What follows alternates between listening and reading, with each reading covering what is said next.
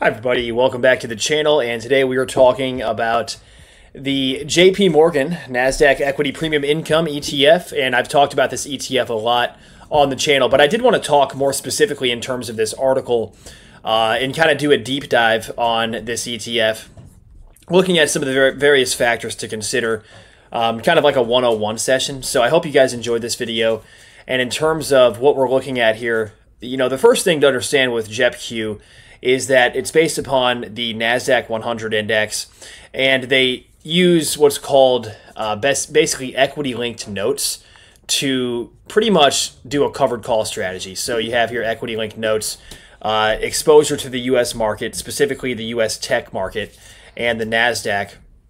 And through this, they implement the covered call strategy, which is how they're able to generate the options premiums, and then they distribute that on a monthly basis. And so if we look at the most recent dividends, you'll see that JEPQ is paying out over $5 in dividends per share based upon the most recent dividends. And so the yield right now, according to Nasdaq.com, is where this data comes from, but it is over 10%. So we can come over to Nasdaq.com, we can take a look at the actual most recent dividends, and you'll see here that we have on a monthly basis 0.4278, 0.38037 goes over to 5 decimal places, but basically almost a 10% dividend yield. It's variable, so you're not going to get the same amount of dividends every year, or every month, I should say, not every year, but every payment. You're not going to have the same amount of dividends.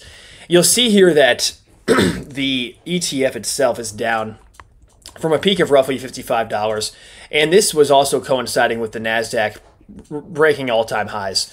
So we have the QQQ as an example, which kind of goes over that Nasdaq index, and you'll see that they have kind of a similar price movement, but in terms of the overall volatility, you're going to see that this beta right here is one number to look at. So for the actual Nasdaq index itself, you have a beta of 1.10. Now, for the actual ETF we're looking at, JEPQ, it's going to be actually less than 1. So the beta is a measure of the overall volatility relative to the stock market, relative to the S&P 500. And so if we look at this beta right here of 0.85, that indicates that this ETF is actually less volatile than the overall market. Okay, so that is one consideration, and I do discuss that in the video. So if we go back over to where my thumbnails are created, canva.com, great service, by the way. It's where I create the thumbnails for this channel. With that being said, let's go back into the article, and we'll kind of discuss some of the volatility factors. And so, this is one of the things to consider, because like when you're looking at a potential beneficial solution as an investor, in recent years, especially with all the volatility, we have global stuff going on and all kinds of stuff, the income generated from the call options can provide a steady cash flow regardless of what happens. And so whether the ETF goes up or down, obviously like your principal is something to consider with all of this in terms of whether or not you invest in the ETF, because one of the downsides, which we'll talk about, is that this ETF results in lower overall returns than the market. And a lot of that has to do with the volatility, specifically the lower volatility from this ETF. And so what we're looking at is basically an ETF that is designed to try to mitigate downside risk through lower volatility while providing a regular income stream. And so by paying this out on a monthly basis, investors can, get exposure to the Nasdaq while also getting that regular income stream. So although they're not going to participate in all of that upside, or you're not going to participate in all of that upside if you're an investor, then you're still going to get that dividend to fall back on, which is really nice. And so you can kind of see the chart here over the last couple months as the Nasdaq's taken a dip. This ETF has taken a dip as well from about $54, $55 per share almost, and then down to $51, $52 a share. So not a huge movement, and that's the whole goal. Over the long term, hopefully that volatility will stay low, that beta will stay low, and there won't be any additional volatility in terms of like it being more volatile than the Nasdaq, because otherwise the fund would not be working, right? That's the entire goal, is to make it less volatile than the Nasdaq with a lower return profile in exchange for that regular income. So that's really what we're going for with this ETF. When we have, the overview here, the covered call, income generation, risk management, So regular income, we already talked about the dividends, and here's the most recent monthly dividends.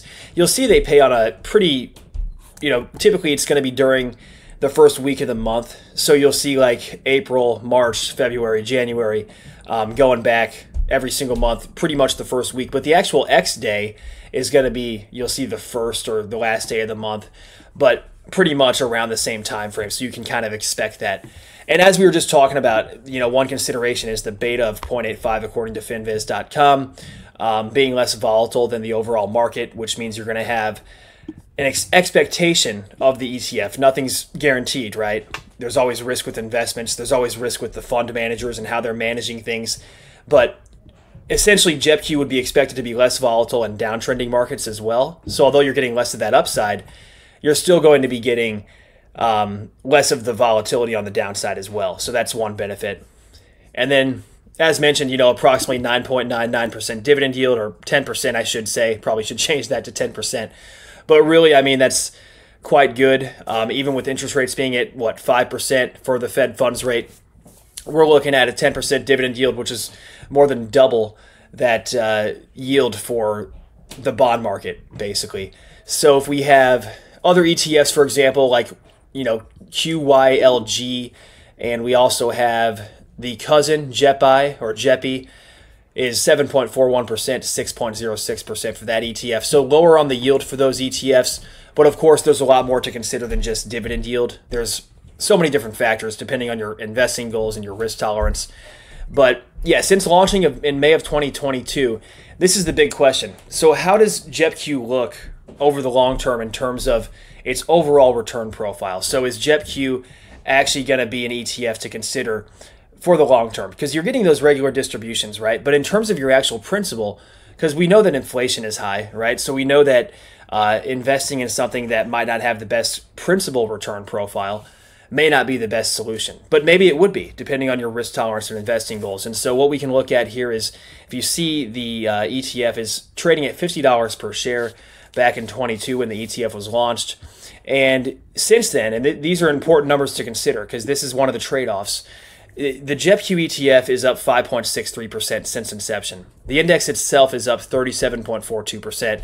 So this represents a difference of 31.79%, and that's as of writing this, and I just wrote this today actually as I'm making this video.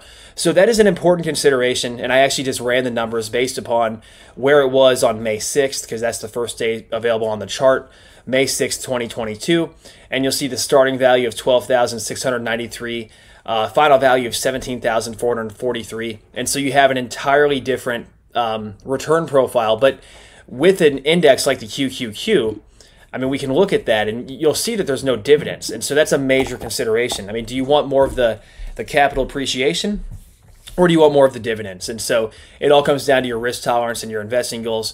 You'll see the dividend for this ETF, for example, is practically nothing, $2 a share, but because it's such an expensive ETF at $425 per share, that yield is pretty much nothing. And so you'd have to own a lot of shares basically to get any kind of substantial passive income. But of course, the benefit of that is, look at this growth, coming down here from $350 a share in November. And you can look at it now and you'll see that it's been selling off, but $450 from $350 down here pretty much. So $100 on the upside. And you can look at that specific return, making $100 on the index per share. Or if you just want to kind of coast things out, you're not really going to benefit tremendously from the upside. As we've seen here, it's only up 5% since inception in 2022. But with that being said, I mean, it's just all about trade-offs and opportunity cost. That's an important consideration. Excuse me. And so if we can look at some of these things from like bull market perspectives, and when the market's going up, for example, you have specific indexes that'll do better than others. Like during a high growth period that we've seen recently, a lot of assets have been going up. We've had a lot of speculation in terms of other assets like Bitcoin. We've also had precious metals going up, which, for those of you bullish on precious metals, I know it's been one of those things where you've been patient and now you're starting to see that the industry is kind of changing and that gold is hitting an all-time high. And so that's something to consider as well. What are you looking for in terms of bull markets and bear markets? But regardless, you're going to have that lower volatility throughout. So with this ETF, you have on the upside, as we've talked about, less percentage gains on the upswings, but on the downswings, if the Nasdaq goes down 30%, we probably would not expect this ETF to go down 30% as well. It's probably not going to go down nearly as much in terms of the actual Nasdaq index, and so that's one of the main benefits to consider.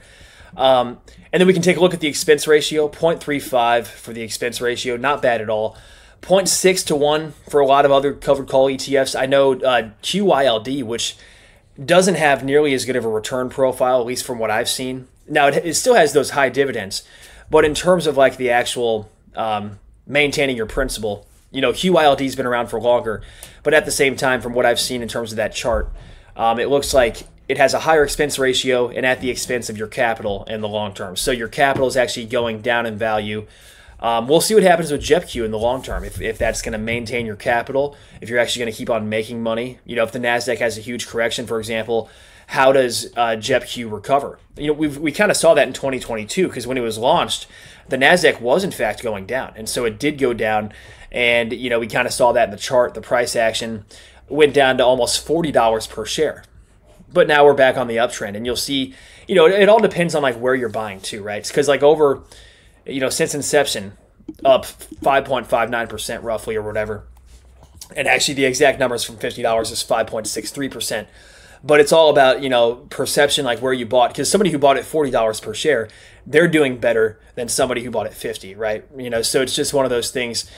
And looking at this from the expense ratio perspective, those expenses can add up over time, especially with the compounding factor. So we've talked about this, I think, in yesterday's article, how a specific amount, and we kind of looked at the actual dollar amount in terms of what we're looking at in terms of in fees in the long term, because it can add up substantially.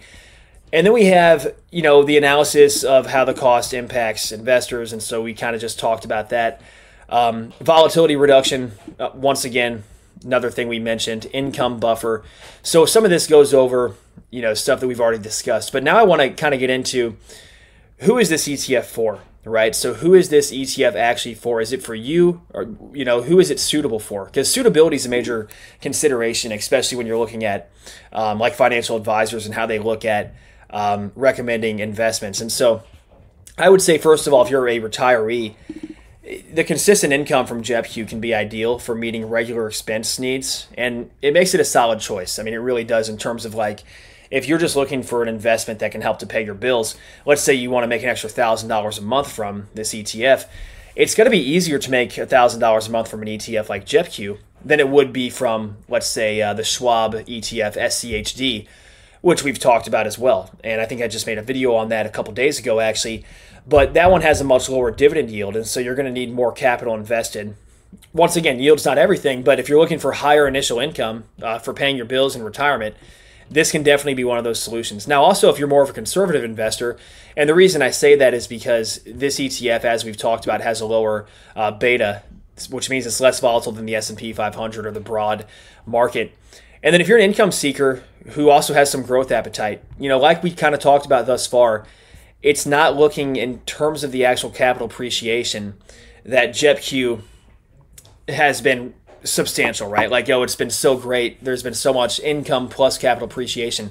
But I will say this, some covered call ETFs have gone down in value. One of them, I think, another one besides QYLD on this list, I want to say, I forget the exact name of it. It might have been QQQI.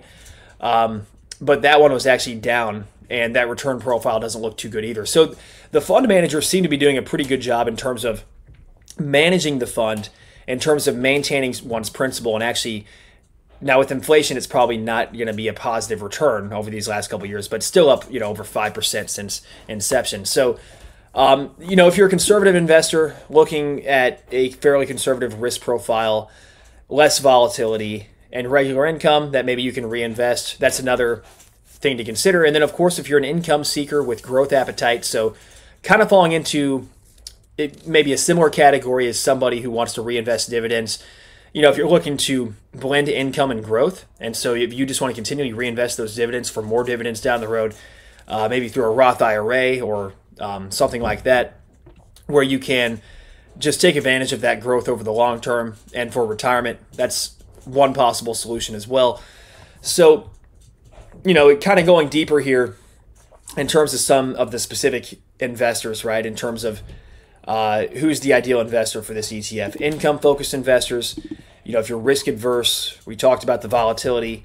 And then if you're wanting to be diversified, since we have the Nasdaq index and we have the Nasdaq index with regular income and less volatility, that might be something to consider if you're just looking to broadly diversify your portfolio. Maybe you'll put 10 or 15% in this ETF, 10 or 15% in another ETF, and kind of weigh your options and look for consistent growth over the long term that can generate a steady return. So that's always a consideration as well.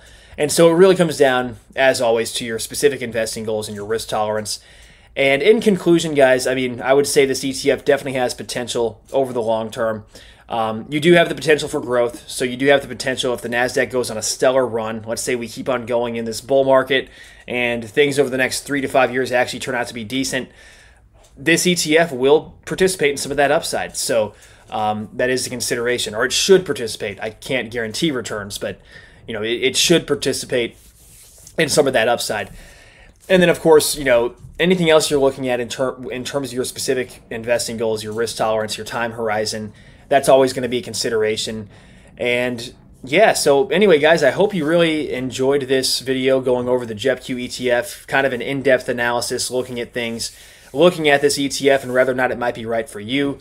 But with that being said, guys, thanks so much for tuning in. I hope you guys enjoyed this video. And with that being said, God bless. Thanks so much once again, and we will see you guys in the next video. Take care.